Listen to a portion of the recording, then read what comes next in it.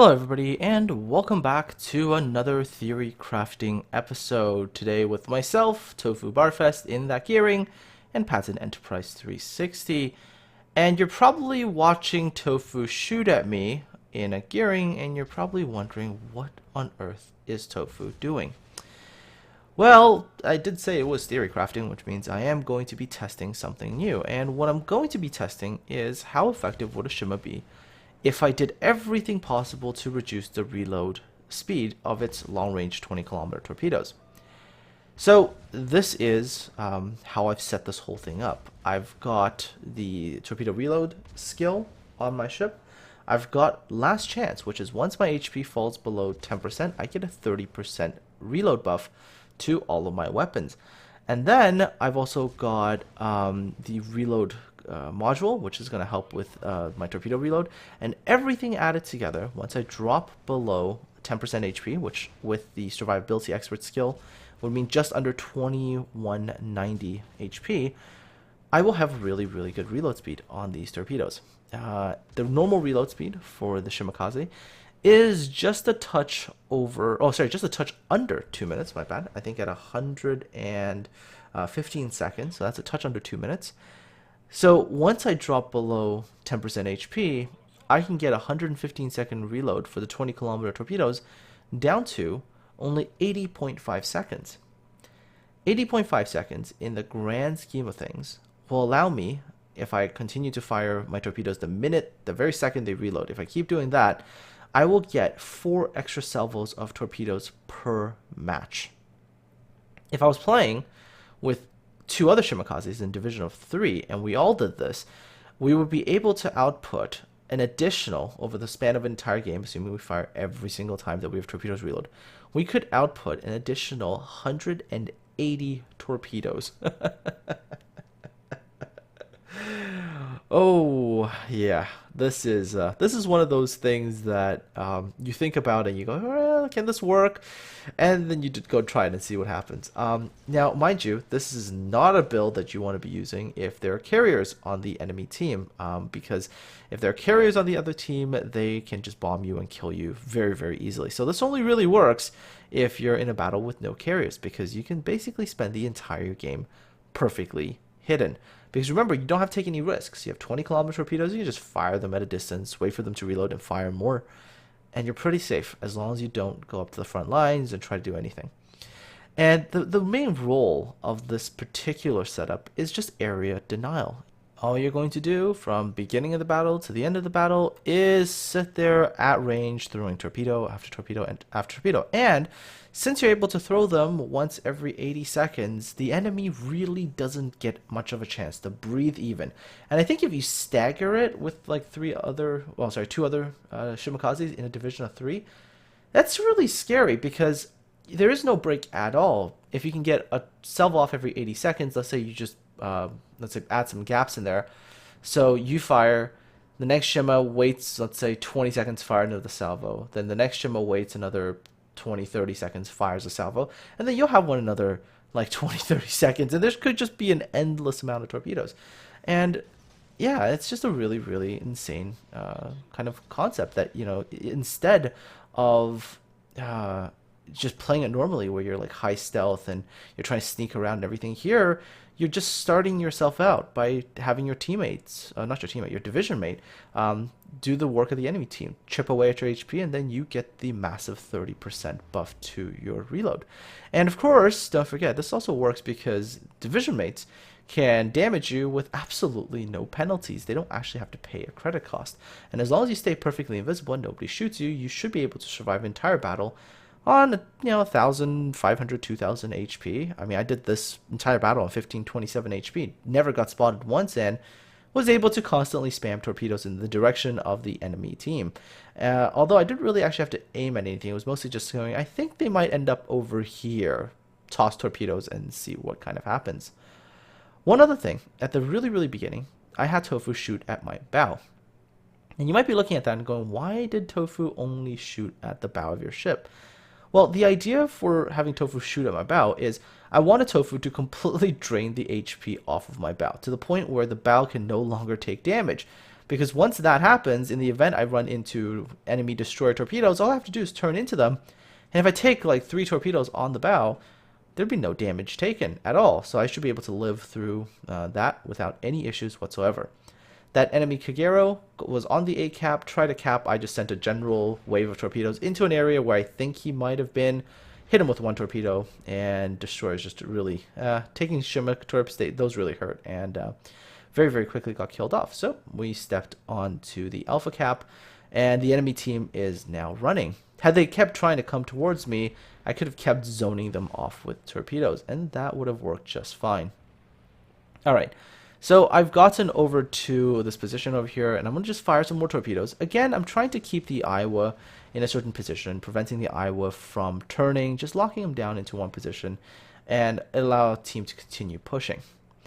But right at this particular point, though, we've already got A. We have a number of ships in A, but A is no longer the priority. There is another cap to go worry about, which is Bravo. The enemy team also has an Izumo that has just come back. I think it's just slow load times or something like that. Just come in to the battle, and I should be able to get close enough to get off another set of torpedoes. One of the really awesome things about this particular build is that your first wave of torpedoes doesn't even disappear before your second wave is ready to launch, and as long as you can keep that up and you can keep putting it into an area of the map that's important, you can deny them the ability to get onto the cap. In fact, we are going to go soon to the Bravo cap, and when we get onto the Bravo cap, you're going to see exactly that, is that the enemy team is going to try to push, and all I'm going to do is just throw torpedo after torpedo after torpedo into that general direction, and, well, pretty much nothing they can do except try to survive. And, I mean, everything. Their battleships, hell, even some of their destroyers, I think, took a couple of torpedoes. Very little they could do. This particular build is also, I think, pretty much immune to radar as well, because as long as you have 20-kilometer torpedoes and you opt to stay outside of that radar range, you're going to be absolutely fine. I did manage to sneak into range here because it was safe. There was nothing else here. The one destroyer that comes south had gotten killed. A lot of the other destroyers were in the other areas of the map. So I felt a little bit more comfortable trying to get a bit closer to the Izumo before firing off torpedoes. Once the torpedoes are fired, well, there's not much more for me to do in this particular direction. I know I've got the torpedoes zoning off an area on this particular section of the map. I can turn around, look at the other areas of the map, and go, where can I go next? Although, it's nice to take a look at your torpedoes while they're reloading, of course, to see if you're actually going to get any hits or not. And that Izumo does end up taking hits from me. Not many. I think he only took 2 hits. Alright, so with the Izumo sort of taken care of, I turn my attention onto the B cap to see what I can do to help out here. Again, with this little HP, I should not be the first one in there trying to get caps. The most I should do is, and there we go, the 2 hits. Most I can do here is zone off the enemy ships from coming in. Taking a look, and I'm seeing, okay, there looks like there is a Des Moines, there is an Amagi, and there is a Yamato. And they seem to be trying to come through that little gap between the 2 islands around Echo 6 and Foxtrot 7, maybe somewhere around there. So I decided, well, I mean, I might as well, since my torpedoes are reloaded once again in a very, very short period of time, I might as well toss another torpedo wave over there and try to cut off the cruiser and potentially anything else. And of course, those would be the 2 destroyers over there. As long as I stay outside of 6.6 kilometers, they're not going to see me ever. And since there's absolutely no carriers, nothing for me to worry about. Of course, the Des Moines, had I gotten maybe a little bit closer, he could have used radar.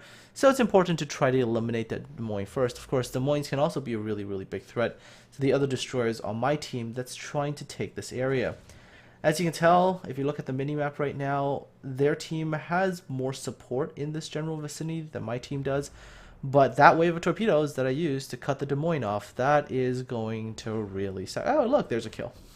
I killed something. I think I killed one of the enemy team's destroyers. No idea how, just random torpedo into the area and it hit something. So there we go. That was kill number 1 actually on my list there, I think. And so that's taking care of one thing. I did manage to hit the Des Moines as well. No idea on the condition of that Des Moines. Tension turned on to something else because, torpedoes have been fired. Oh, there we go. There is the Des Moines. So that would be kill number 2. I believe I did flood him to death. And basically, as you can tell, no ability for the enemy battleships to push. Yamato is absolutely just stuck back there. Had the Yamato attempted to push, I would have had more torpedoes heading in that particular direction. So, while this works on something like the Shimakaze, I started to ask whether or not it would work on other destroyers. And I was thinking about it, and I think US destroyers probably not, because USDDs are that hybrid gun and torpedo boat, and they really do have to use their guns. And as long as you're using your guns, you really are dependent on having Concealment Expert so that you can actually fire from invisibility.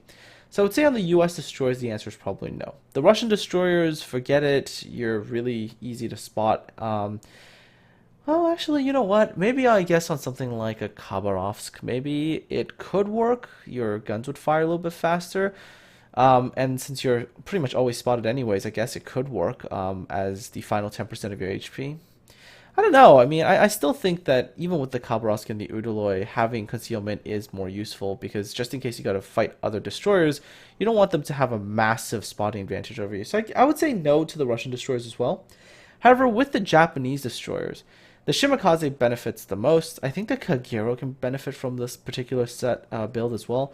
The Kagero could be interesting because you consider that you can get super fast reloads, and then you also have the reload booster. You could get a lot of reloads very, very quickly.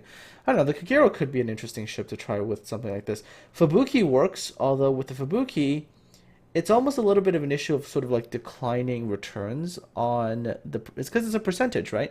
And with the Fubuki, you get the reload down, I think, from something like maybe 70-something seconds down to like 51 seconds. So it's not a humongous benefit. I still think the higher tier, the really, really high tier Japanese destroyers, the 9s and the 10s, I think they're the most likely ones to benefit from this particular build.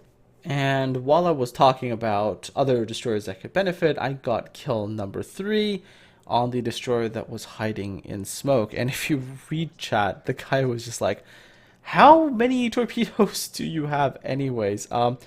Still have the regular shim amount. It's like I'm just firing them a heck of a lot more frequently than I would if I was depending on the Shima's normal reload without the last chance skill kicking in.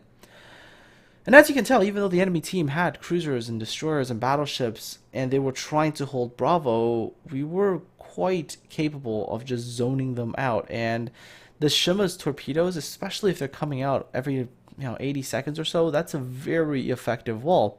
In this entire battle, I don't even really think I was targeting any specific ships. I was just saying, it looks like they might be heading this general area, 15 torpedoes and cover that area.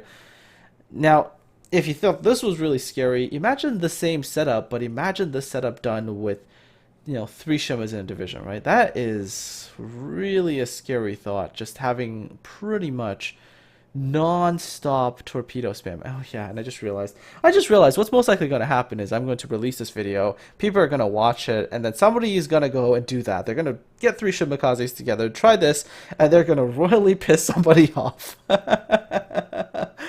I'm gonna so get some haters today later on.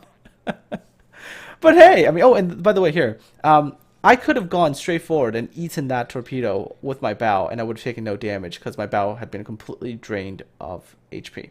So, that's the reason why I had Tofu shoot at my bow earlier. So in the situation that I had something like that, I didn't have to worry about, oh my god, I have to dodge the torpedo. I could just turn my bow in, take the torpedo, and go, see, nothing happened. Anyhow, this is pretty much the battle. I mean, the enemy Yamato tries to run away. We've got soon to have, I think, another one of the caps here. And yeah, it's a done battle. I mean, our Udaloy goes to chase the Yamato. I put some torpedoes into that general direction, hoping that once the Udaloy starts firing, the Yamato might react, might turn, might slow down, might do something different, and then I might hit another torpedo and gain some extra damage. I do have to say that during this entire battle, I felt pretty safe. I mean, there was just no time at all where I felt like, oh my gosh, I'm going to be in danger.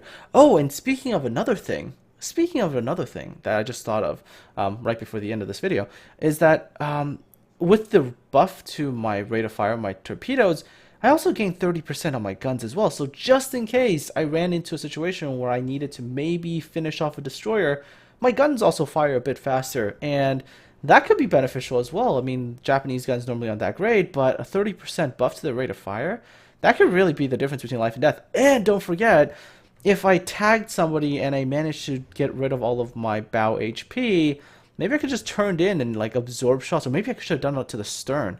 Take all the HP off the stern so I could just turn around, use my rear two guns, and as I'm running away, they can't do any damage to me.